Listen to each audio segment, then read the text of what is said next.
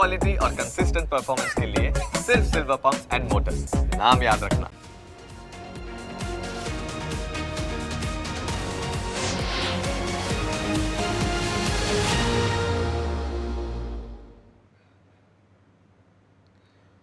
તમને સ્પર્શતા તમામ સમાચારોની છે અમને ફિકર ને એટલે જ હું આપના માટે લઈને આવ્યો છું પ્રાઇમ 9 વિથ જીગર। પ્રાઇમ 9માં આજે વાત કચ્છની કરવી છે અને કચ્છમાં છેલ્લા કેટલાક સમયમાં મોતના જે આંકડા આવી રહ્યા છે તેની કરવી છે।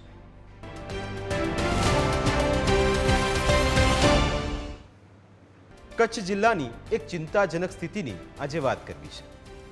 કચ્છના લોકો એક રહસ્યમય બીમારીની ઝપેટમાં આવી રહ્યા છે, જેના લીધે અત્યાર સુધીમાં 14 લોકોના મોત થયા છે, જેના કારણે સ્વાભાવિક રીતે અહીંના લોકોમાં ડર અને ચિંતા વ્યાપી ગઈ છે। નાના બાળકોથી લઈને વડીલો સુધીના લોકો આ રહસ્યમય બીમારીની ઝપેટમાં આવ્યા છે। એટલા માટે જ રાજ્ય સરકાર પણ એક્શન મોડમાં છે। આ બીમારીની તપાસ કરવા અને એને ફેલાતી રોકવા માટે 22 જેટલી ટીમ્સને કચ્છમાં મોકલવામાં આવી છે। ખાસ કરીને કચ્છ જિલ્લાનો લખપત તાલુકો આ બીમારીનું કેન્દ્ર હોવાની માહિતી મળી રહી છે। બેખડા ગામમાં તો 4 દિવસમાં 5 લોકોના મોત થયા છે। આજે અમે આ આરોગ્ય કટોકટીના કારણે લોકોના મનમાં રહેલા સવાલોના જવાબ આપીશું, નક્કર હકીકતો જણાવીશું, શું કાળજી રાખવી જોઈએ એની પણ વાત કરીશું અને સાથે આ મુદ્દે શરૂ થયેલી રાજનીતિની પણ વાત કરીશું। કોઈ જ ગંભીરતા નહીં લેવાવાના કારણે આ ગણતરીના જ દિવસોમાં કચ્છ જિલ્લાના લખપત તાલુકાના બેખડા, સાંધ્રો, મોરનગર, મેડી, ભારાવાંઢ, વાલાવારી અને લાખાપાર ગામોમાંથી 14 વ્યક્તિઓના મૃત્યુ થયા છે। માણસના જીવનથી વધારે કિંમતી બીજું કશું જ ના હોઈ શકે। મને દુઃખ એ વાતનું છે કે ધ્યાન દોરવા છતાં, સ્થાનિક લોકોએ પણ વારંવાર કહેવા છતાં સરકારી તંત્રના પેટનું પાણી નથી હલતું। એક પણ જવાબદાર ઉચ્ચ અધિકારીએ હજી સુધી લખપત તાલુકાના ગામોની મુલાકાત નથી લીધી। ટીમો મોકલવી જોઈએ, બહારથી નિષ્ણાત ડોક્ટરોને મોકલવા જોઈએ, લેબોરેટરી ટેસ્ટ થવા જોઈએ અને માણસના મૃત્યુને અટકાવવા જોઈએ। શક્તિભાઈએ જે વાત કરી એ તદ્દન સત્યથી વિપરીત છે। હકીકતમાં જ્યારે પણ રાજ્યની અંદર કોઈ પણ પ્રકારની કોવિડ જેવી મહામારી આવી હોય કે નાની મોટી મુશ્કેલીઓ અથવા તો કોઈ રોગે દેખા દીધી હોય, એ સમયે આરોગ્ય તંત્ર હરકતમાં આવી જ જતું હોય છે। કચ્છ અદાણી કોલેજમાંથી પણ ગઈ હતી, સાથે અમારી ઈએમઓ અને ત્યાં સ્થાનિક ટીમ આરોગ્ય વિભાગની પણ પહોંચી અને એનું સર્વેલન્સ અને કેટલા લોકો બીમાર છે અને કેટલા લોકોમાં નાના મોટા તાવના અથવા તો બીજા પ્રકારના રોગો દેખા દઈ રહ્યા છે એનું સર્વેલન્સ પણ કર્યું। સાથે રાજકોટથી પણ ત્યાં ટીમ આવી હતી। ઝેરી મેલેરિયા, ચિકનગુનિયા, ડેન્ગ્યુ જેવા રોગોના કારણે આ પ્રકારના મૃત્યુ થયા હોય એવું પ્રાથમિક દ્રષ્ટિએ દેખાય છે, પરંતુ આ ટીમ જે ગઈ છે એનો જે રિપોર્ટ આવ્યા પછી આપણે નક્કી કરી શકીએ કે કયા કારણોસર આ બધું થયું છે। સરકારને જાણ કરવી, સરકારને કહેવું એના કરતાં પહેલાં મીડિયા સમક્ષ જઈ હોબાળો કરવાની અને એક પ્રકારની આ એમની કોંગ્રેસની નીતિ જ છે, પરંતુ આ પ્રકારની કોઈ પણ જાણ સરકારને કરેલી નથી। બિલકુલ, એટલે કે ભેદી બીમારી પર રાજનીતિ અત્યારે ભારે થઈ રહી છે। હવે હું તમને મેપના માધ્યમથી સમજાવીશ કે કચ્છ, કારણ કે કચ્છ ખૂબ મોટો વિસ્તાર છે, એમાં કચ્છ અને લખપત જે વિસ્તાર છે, લખપતની આસપાસના જેટલા પણ ગ્રામ્ય વિસ્તારો છે એમાં આ ભેદી બીમારી અત્યારે વધારે ફેલાઈ રહી છે। 14 લોકોના મોત થયા છે। આ એક ગામ તમે જે ટીવી સ્ક્રીન પર જોઈ રહ્યા છો એ ગામ અને એની આસપાસના જેટલા પણ વિસ્તારો છે ત્યાં અત્યારે આ ભેદી બીમારી અત્યારે ફેલાઈ છે અને એટલા જ માટે ચિંતા થઈ રહી છે કે આખરે લોકોના મોત કયા કારણે થઈ રહ્યા છે। રાજ્ય સરકારનું કહેવું છે કે રિપોર્ટ આવે પછી ખબર પડશે, પણ મોતનું કારણ હજુ જાણી શકાયું નથી। તો આજની આ ચર્ચામાં આપણી સાથે જોડાયા છે બીજેપીના નેતા શૈલેષ પરમાર અને સાથે છે કચ્છ કોંગ્રેસના પ્રમુખ યજુવેન્દ્રસિંહ જાડેજા। આપનું સ્વાગત છે। સૌથી પહેલો સવાલ શૈલેષભાઈ આપને, મોત થયા છે પણ મોતનું કારણ જાણી શકાયું નથી। 1 2 નહીં 14 મોત થયા છે અને હજુ એવું કહેવાય રહ્યું છે કે તપાસ ચાલી રહી છે। જો જે પ્રકારે કચ્છમાં 14 જણના મૃત્યુ થયા છે. એ ન્યુમોનિયાના કારણે થયા છે કે અન્ય કોઈ રોગ છે કે અન્ય કોઈ કારણ છે, એ માટે આરોગ્ય મંત્રી શ્રી ઋષિકેશભાઈ પટેલે પણ વાત કરી છે અને એ કચ્છ માટે નીકળી પણ ચૂક્યા છે. રાજ્ય સરકાર એટલે કે સજ્જન સરળ સૌમ્ય કસાયેલા અને ઘડાયેલા મૃદુ અને મક્કમ મુખ્યમંત્રી ભૂપેન્દ્રભાઈ પટેલની સરકાર આ બાબતે ગંભીરતાથી વિચારી રહી છે. એટલા માટે કે માનવ મૃત્યુ એનાથી મોટું કઈ હોય જ ન શકે.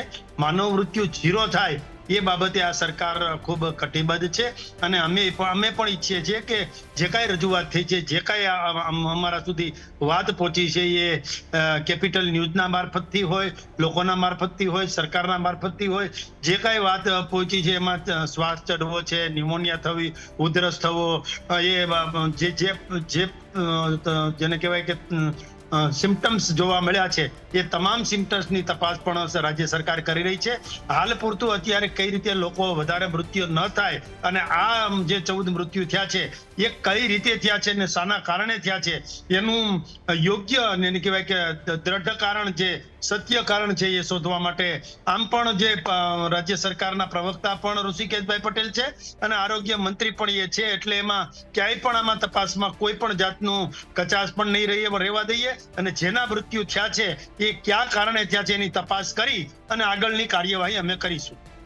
બિલકુલ શૈલેષભાઈ, સવાલ એ છે કે આટલા મોત થઈ ગયા, હજુ સુધી કારણ શોધી શકાયું નથી. કોંગ્રેસ કહે છે કે સરકારે આ બાબતને ગંભીરતાથી લીધી નથી. યજેન્દ્રસિંહ જાડેજા આપણી સાથે જોડાયા છે. યજેન્દ્રસિંહ, શું લાગી રહ્યું છે? કચ્છની સ્થિતિ પહેલા તો એ બતાવો કે અત્યારે કચ્છના જે ગ્રામ્ય વિસ્તારો છે, લખપત અને આસપાસના, ત્યાં સ્થિતિ કયા પ્રકારની છે અને મોત જે ટપોટપ થઈ રહ્યા છે એના વિશે શું કહેશો? આજે બહુ દુઃખ સાથે કહેવું પડે કે જ્યારે 3 તારીખના આ મૃત્યુ થયા અને આજે 10 તારીખ થઈ છે, એક અઠવાડિયું વીતી ગયું, 7 દિવસ વીતી ગયા, છતાં આ બીમારી શું છે, આના કારણો શું છે, એ સરકાર હજી સુધી એ ગોતી નથી શકી. એ ખરેખર બહુ ગંભીર બાબત છે. આપણે સ્થાનિક પરિસ્થિતિને વાત કરું તો કાલ અમે અમારી આખી ટીમ ત્યાં કને લખપતના અમે દોરા ઉપર હતા અને ત્યાં અમે સ્થાનિક પરિસ્થિતિ જ્યારે જોઈ ત્યારે ખૂબ ગંભીર પરિસ્થિતિ છે.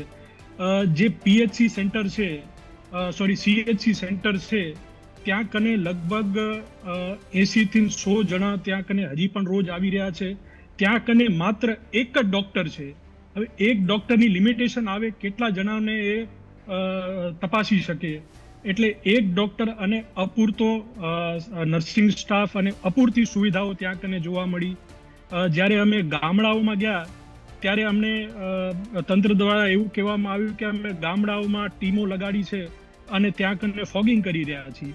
જ્યારે ગામડાઓમાં ગયા ત્યારે જોયું તો જ્યાં 22 કે 25 ટીમોની વાતો થતી હતી, 2 કે 3 સિવાય વધારે કોઈ ટીમો એ ગામડાઓમાં હતી નહીં. એમાં પણ જ્યારે જોયું ત્યારે જે ફોગિંગ મશીન હતા એ મોટા ભાગના ફોગિંગ મશીન પણ કામ નહોતા કરી રહ્યા. એવી પરિસ્થિતિમાં આ કઈ રીતે આ જે રોગચાળો કહી શકાય એને કઈ રીતે રોકી શકશે આ સરકાર, એ એક બહુ મોટો પ્રશ્નચિહ્ન છે.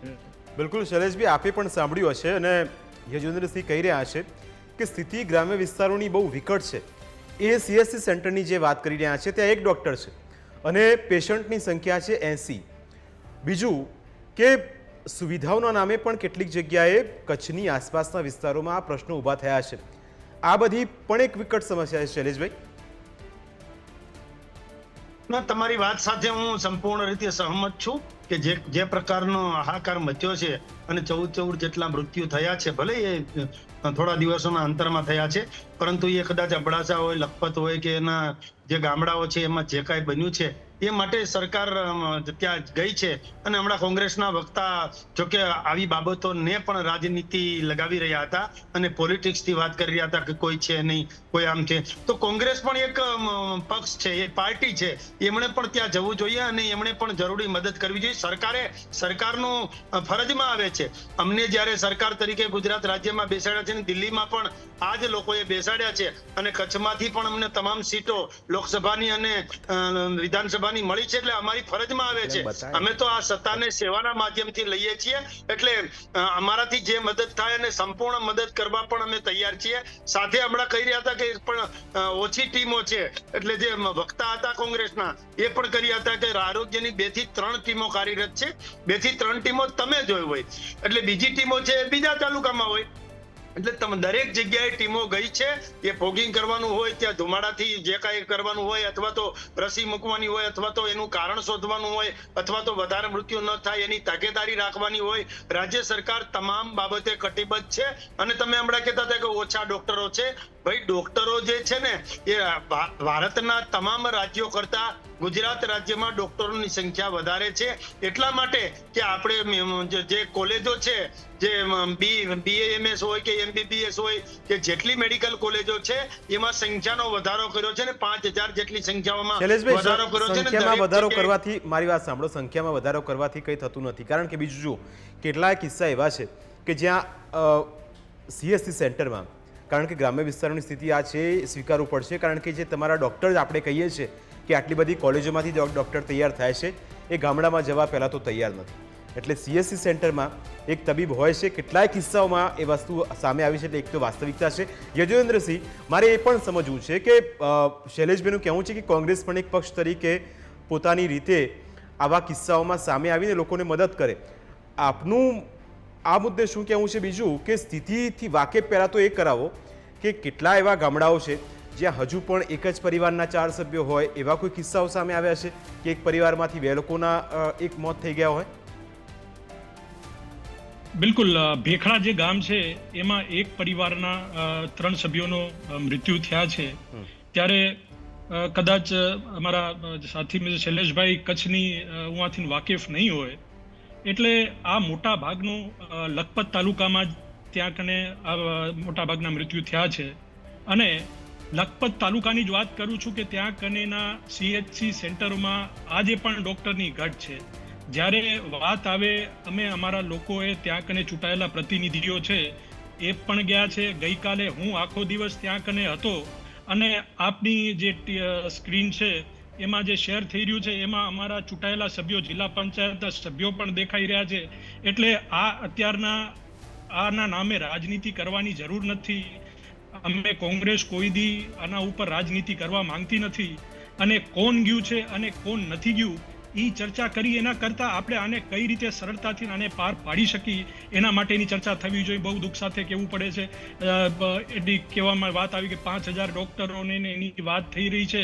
ત્યારે લખપત છે એ છેવાડાનો તાલુકો છે. હંમેશા અહીંયા કને એક અહીંયા કને ડોક્ટરોની અમે વારંવાર રજૂઆત કરી, છતાં પણ ડોક્ટરોની હજી ઘટ છે, નર્સિંગ સ્ટાફની ઘટ છે.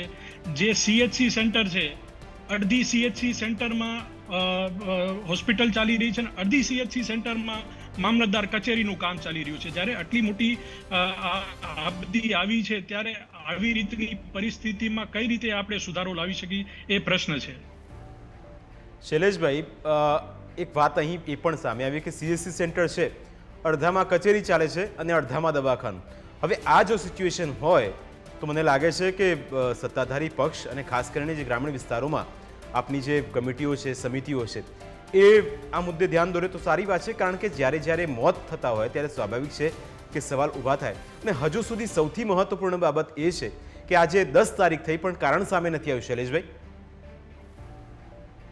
હા, થોડું લેટ થયું છે જીગરભાઈ. હું આપની વાત સાથે સહમત છું. ને ભાઈ, કોંગ્રેસના વક્તા વાત કરતા હતા કે ભાઈ મામલતદાર કચેરી અને CHC સેન્ટર સાથે બેસે છે, તો એ ટેમ્પરરી વ્યવસ્થા હોઈ શકે. એટલે ટેમ્પરરી વ્યવસ્થા હોય, કાયમી કોઈ એ સાથે રીતે ના બેસતા હોય. પણ એ માટે પણ અમે રાજ્ય સરકારમાં રજૂઆત પણ કરીશું, આપની વાતની પણ રજૂઆત કરીશું. અને જ્યારે કેપિટલ ન્યૂઝ જેવી પ્રતિષ્ઠિત ચેનલ પરથી જ્યારે આ વાત રજૂ થતી હોય એટલે રાજ્ય સરકાર પણ આને ગંભીરતાથી લઈને આ બાબતે પણ અમે વિચારીશું ને આમાં કઈ રીતે રસ્તો કાઢી શકાય એ પણ વિચારીશું.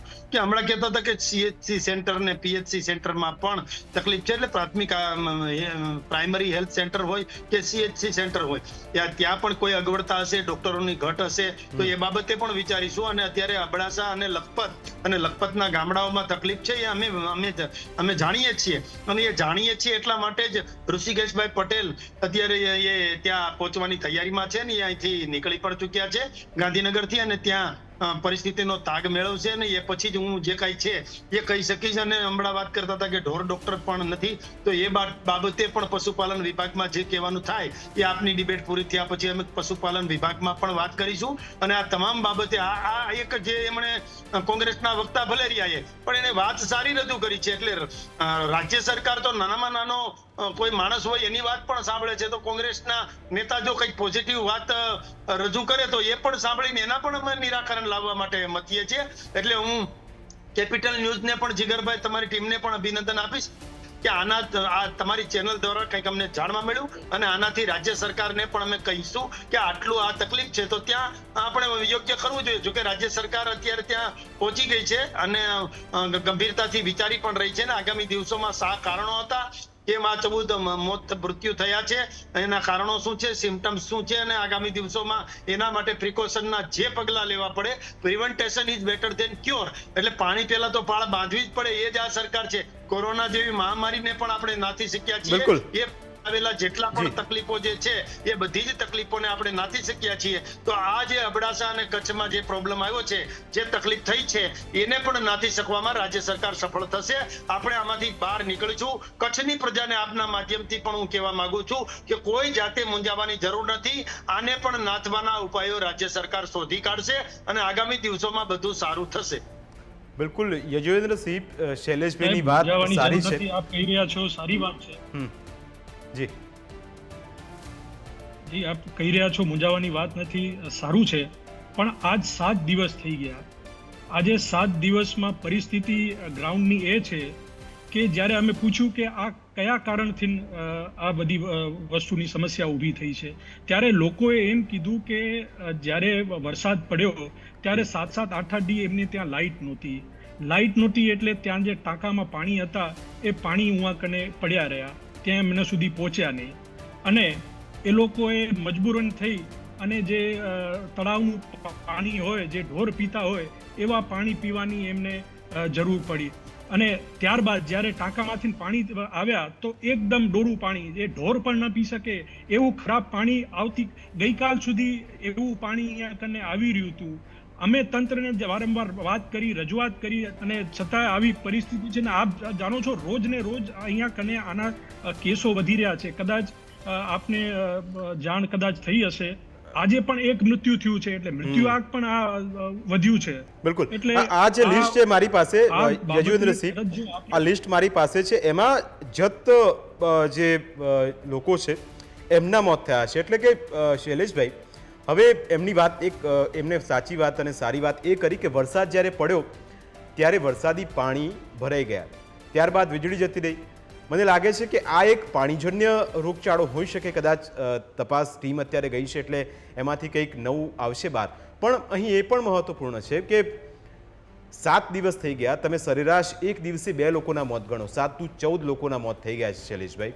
અને આપણે એવું કહીએ કે પાણી પહેલાં પાળ બાંધી છે, તો મને લાગતું નથી કે જ્યારે પાણી ફરી વળ્યું હતું વરસાદનું ત્યારે પાળ બાંધી અને ત્યારે જો આરોગ્યલક્ષી કોઈ નિર્ણય લેવાયો હોત ને શૈલેષભાઈ, તો કદાચ આજે 14 જિંદગી આ રીતે પાણીજન્ય રોગચાળો અથવા તો અન્ય કોઈ કારણ તમે કહો છો એ પ્રમાણે એમાં મોત ના થયા હોત. શૈલેષભાઈ. જીગરભાઈ, આપની ચેનલની સ્ક્રીન ઉપર હું લિસ્ટ જોઈ રહ્યો છું, પણ જે કાંઈ માનો કે આપણે એક વાત કરીએ કે વરસાદ આવ્યો છે તો ખેતરોમાં પાણી ભરાઈ ગયા છે, જલ્દી સર્વે કરો તો જલ્દી અમારે ખેડૂતોને સહાય અપાય ના તેમ. તો જ્યારે સર્વે કરવાનો હોય તો એનામાં થોડી વાર લાગે, પછી સર્વે થઈ જાય ને પાછું સહાય જાહેર કરે તો કે ઓછી સહાય છે ને આમ છે ને તેમ છે. એટલે એવું બધું ન થાય. જે કાંઈ મૃત્યુ થયા છે એના કારણો શોધવામાં એટલા માટે સરકાર ટાઈમ લગાડી રહી છે કે યોગ્ય કારણ જો શોધી શકાય, એ પાણીજન્ય છે કે પ્રાણીજન્ય છે કે એ કોઈ ન્યુમોનિયા, કોઈ વાયરલ ઇન્ફેક્શન છે કે વાયરસ છે કોઈ પણ પ્રકારનો, આ તમામ બાબતોની જે તપાસ થાય અને તપાસના અંતે જે સત્યોટ સત્ય સામે આવે એના માટે થોડી વાર લાગતી હોય. પણ નથી કહેતા કે ભાઈ થોડીક ધીરજ ધરો, હમણાં સૂરજ ઉગશે. એટલે શૈલેષભાઈ, લોકોના મોત થયા છે, ધીરજ આમાં ધરવાની કેટલી હોય. લોકોના મોત થયા છે. યજુવેન્દ્રસિંહ, પરિવારજનોને પણ આપ મળ્યા હશો, એ પરિવારજનોની વેદના થોડી અહીં રજૂ કરો તો શૈલેષભાઈ નહીં તમામને ખ્યાલ આવે કે સ્થિતિ હકીકતમાં કયા પ્રકારની છે. ગ્રાઉન્ડ ઝીરો એટલે કે ત્યાં કયા પ્રકારની સ્થિતિ છે? ત્યાં કને અમે બેખડા ગામમાં એક જ પરિવારના જે લોકોનું મૃત્યુ થયું હતું ત્યાં કને એમના પરિવારજનોને મળ્યા અને એમના ઉપર તો એક આપ ફાટી પડ્યું હોય એવી પરિસ્થિતિ હતી, કેમ કે ઘરના મુખ્ય લોકોમાંથી જો ગુજરી જતા હોય એટલે સ્વાભાવિકપણે એમને 100% દુઃખ હોય, તકલીફ હોય. અને આગામી એમને જ્યારે તકલીફ હતી ત્યારે એ અહીંયાથી અમદાવાદ સુધી એમના પરિવારજનોને લઈ ગયા. એમને સરકારને પણ કીધું, બધી જગ્યાએ વાતો કરી, પણ એ બચાવી ન શક્યા એમના પરિવારજનને. ખૂબ માત્ર એમના પરિવારજનની તમામ ગામ અને તમામ વિસ્તારમાં ક્યાંક ને ક્યાંક આજ શોક છે અને ક્યાંક ને ક્યાંક એક ભયનો પણ માહોલ છે કે હજી આગામી દિવસોમાં પણ આ રોગચાળો ન ફાટી નીકળે એના માટેનો પણ ક્યાંક ને ક્યાંક ભય છે. લોકો હજી એ બતાવતા બી એ છે કે અમને તાવ આવે છે, કે કેમ કે એમને એમ લાગે છે કે કદાચ અમે બતાવશું સરકારને કે તંત્રને તો અમે અમને આઇસોલેટ કરી નાખશે, કોરોનામાં જેમ અલગ રાખી દેતા હતા એમ અમને પણ અલગ રાખી દે છે. અમે પણ લોકોને ત્યાં કને જેમને મળ્યા એમને રિક્વેસ્ટ કરી કે ના, આવું કંઈ નહીં કરે સરકાર. એમને કોરોના જે મહામારી હતી જી, કોરોના મહામારી જે પ્રકારની હતી એમાં અલગ ના રખાય, એમાં શું બધાને સાથે રાખીને કોરોનાને આપણે ફેલાવા દેવો જોઈએ? રાખવા જોઈએ. આપ મારી વાત બરોબર સમજ્યા નથી. હું એમ કહું છું કે જેમ કોરોનામાં અલગ રાખી દેતા હતા એવી રીતે એ લોકોને બીક છે કે અમને પાછા લઈ જઈ અને અમે જો કેશું તાવ આવે છે તો અમે એમને પાછા કોરોના જેમ અમને પણ અલગ રાખી દેશે. એટલે એ લોકો બતાવતા નથી. તો આની પણ જાગૃતિ લાવવાની જરૂર છે. બિલકુલ એક સાચી વાત છે. ના, ઈ ખાલી એક દવાથી આની પર દવાથી આ વસ્તુ ઠીક થઈ શકે છે, એની પણ જાગૃતિ લાવવાની જરૂર છે, જે હજી ગ્રાઉન્ડ ઉપર ક્યાંય દેખાતું નથી. બિલકુલ યજુન્દ્રસિંહે એક સારી વાત કરી છે કે લોકોમાં જાગૃતિ આવે એક પણ જરૂરી છે. સરકાર, શૈલેષભાઈ આપે કહ્યું કે પ્રયત્નો કરી રહી છે અને ગ્રાઉન્ડથી યજુન્દ્રસિંહ કહી રહ્યા છે કે સ્થિતિ એટલા માટે કારણ કે અહીં રાજનીતિ કરવા કરતાં મને એવું લાગે છે કે બીજેપી અને કોંગ્રેસ સાથે મળીને આ સહિયારા પ્રયત્નથી એક આવી મહામારી જો હોય અથવા તો એક મોટી બીમારી જો એનું રૂપ ધારણ કરી રહી હોય તો તેને રોકવાનો આ એક સહિયારો પ્રયાસ હોવો જોઈએ. તેમણે એવું કહ્યું કે શૈલેષભાઈ કે જાગૃતિ લોકોમાં આવે, કારણ કે અહીં સમજણ હવે એ વિસ્તાર જે તમે છે ગ્રામ્ય વિસ્તારો, મને લાગે છે કે યજુન્દ્રસિંહ 4-5, 2-3 હજાર, 1,000, 1,500, 2,000ની વસ્તીવાળા આ નાના નાના પોકેટ્સ છે અને એ વિસ્તારમાં મને લાગે છે અને છેવાડાનો વિસ્તાર છે લખપત, અને કારણ કે કચ્છ ખૂબ જ ફેલાયેલું છે અને એની અંદર આ ગ્રામ્ય વિસ્તારોમાં આ જો સિચ્યુએશન હોય તો મને લાગે છે કે જાગૃતિ પણ એ ફેલાવી જોઈએ, લોકોની અંદર અવેરનેસ આવે કે ભાઈ જો તાવ આવે છે તો ડરવાની જરૂર નથી, દવા લો, સુરક્ષિત થાવ. પણ એ માટે પણ શૈલેષભાઈ પ્રયત્નો કરવા પડશે. ચોક્કસ સરકારે ટીમો કાર્યરત કરી છે, અલગ અલગ વિસ્તારોમાં જઈને ડોર ટુ ડોર ચેકિંગ થઈ રહ્યું છે, પણ જરૂર છે અહીં સાથ અને સહકારની. મને લાગે છે કે રાજનીતિ આના પર ભારી ન થવી જોઈએ, કારણ કે આ ભેદી બીમારી છે અને સાથે મળીને જો આ એક ઉકેલ લાવવાનો પ્રયત્ન કરવામાં આવે તો ચોક્કસ તેના સારા પરિણામો મળશે. આપ બંને અમારી સાથે આ ચર્ચામાં જોડાયા, આપનો ખૂબ ખૂબ આભાર. વિશેષ રજૂઆતમાં અત્યારે બસ આટલું જ. ફરી મળીશું આપને સ્પર્શતા મુદ્દા સાથે. ત્યાં સુધી રજા આપશો. નમસ્કાર.